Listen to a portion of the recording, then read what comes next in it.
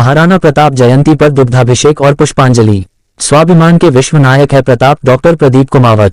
9 मई को प्रताप जयंती राष्ट्र स्वाभिमान दिवस के रूप में मनाए जाने की मांग। उदयपुर 9 मई। महाराणा प्रताप न सिर्फ मेवाड़ वरन संपूर्ण भारतवर्ष के लिए शौर्य और स्वाभिमान के प्रतीक के रूप में पूरे विश्व में उनका नाम लिया जाता है।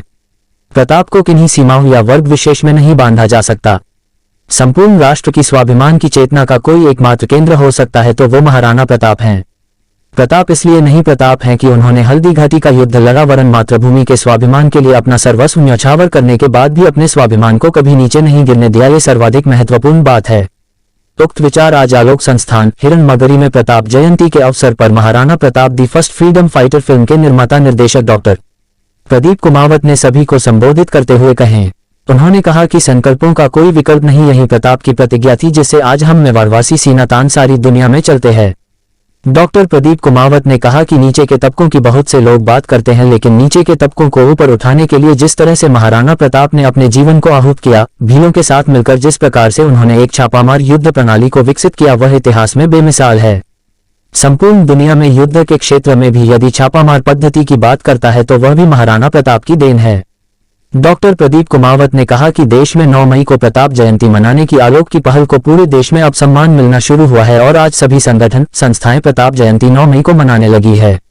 डॉ. कुमावत ने 9 मई को सभी विद्यालयों में महाराणा प्रताप जयंती राष्ट्र स्वाभिमान दिवस के रूप में अनिवार्यत मनाने की मांग की। उन्होंने कहा कि 9 मई को मनाने के पीछे ये धारणा है कि पूरे देश के स्कूल खुले रहते हैं। उन्होंने प्रधानमंत्री मुख्यमंत्री को पत्र लिखकर 9 मई को महाराणा प्रताप जयंती को राष्ट्र स्वाभिमान दिवस घोषित करने की मांग की। इस अवसर पर डॉ. प्रदीप कुमावत, प्राचार्य शशांक टांक, एसोसिएट एडमिनिस्ट्रेटर प्रतीक कुमावत, सभी छात्र छात्राओं ने पुष्पांजलि अर्पित की। वीर शिरोमणि महाराणा प्रताप के तारीख के हिसाब से, दिनांक के हिसाब से आज पूरा देश महाराणा प्रताप जयंती मना रहा है। आलोक संस्थान ने भी इस बात को अलग ढंग से एक पहल की है। यद्यपि मेवाड़ में महाराणा प्रताप जयंती ज्येष्ठ तृतीया को मनाई जाती है, लेकिन हमने ये प्रयास किया है कि पूरे देश में जो गर्मी की छुट्टियां हैं उस दौरान महाराणा प्रताप जयंती की तिथि के हिसाब से पड़ती है। उस समय कोई भी विद्यालय कहीं भी नहीं चलता है।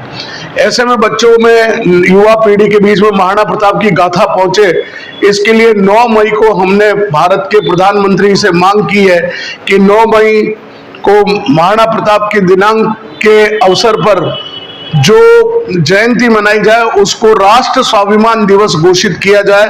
और इस आशय का पत्र मैंने देश के यशस्वी प्रधानमंत्री श्री नरेंद्र मोदी जी को लिखा है।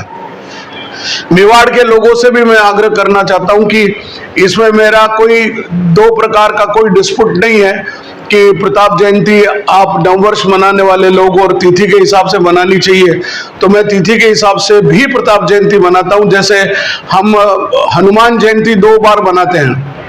एक हमारी हनुमान जयंती रूप चौदस के दिन मनाई जाती है और एक हनुमान जयंती चैत्र पूर्णिमा के दिन मनाई जाती है, यानी 2 बार जयंती मनाई जाती है। मेरे पिताश्री का जन्मदिन हम 2 अक्टूबर को भी मनाते हैं और हम शरद पूर्णिमा के एक दिन पहले 14 को भी मनाते हैं। तो जब हम इंसानों का हम 2 दिन मना सकते हैं, भगवान का मना सकते हैं, तो महाराणा प्रताप भी हमारे राष्ट्र नायक है, इनका भी अगर जन्मदिन 2 दिन मने तो कोई इसमें आपत्ति नहीं होनी चाहिए। 2 बार किसी को स्मरण किया जाए, इससे बड़ी बात क्या हो सकती है। महाराणा प्रताप राष्ट्र स्वाभिमान के एक प्रतीक हैं। उन्होंने अपने जीवन में जंगल जंगल भटके, लेकिन अपने स्वाभिमान को नीचे नहीं आने दिया।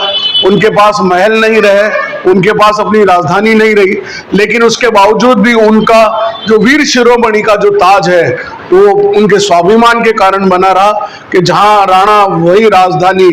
जंगलों में बैठकर उन्होंने बाटियां खाई और भोजन किया और कई बार बाटियां चलती हुई छोड़ के भागनी पड़ा मुगलों से लोहा लेने के लिए। तो अपनी सुरक्षा भी महत्वपूर्ण है, केवल जोश में होश नहीं खोना, ये भी महाराणा प्रताप की सीख है।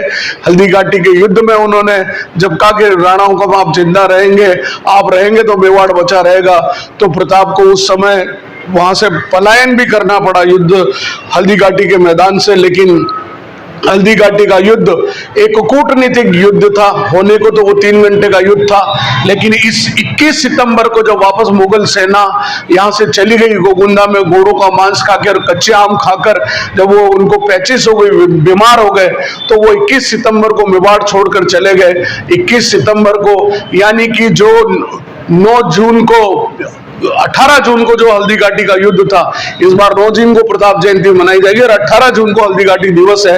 तो 18 जून को जो युद्ध प्रारंभ हुआ था वो 2 सितंबर को जाकर समाप्त हुआ और मुगल सेना यहाँ से चली गई।